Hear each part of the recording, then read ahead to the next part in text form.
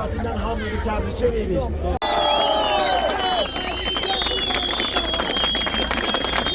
Daşkəsəndə olan idmana marağın Azərbaycan Voleybol Federasiyasının birgə fəaliyyətinin nəticəsidir ki, regionda inkişafımızın nəticəsidir ki, bugünkü gün ölkəmizdə Daşkəsən komandası birinci yerə çıxdı.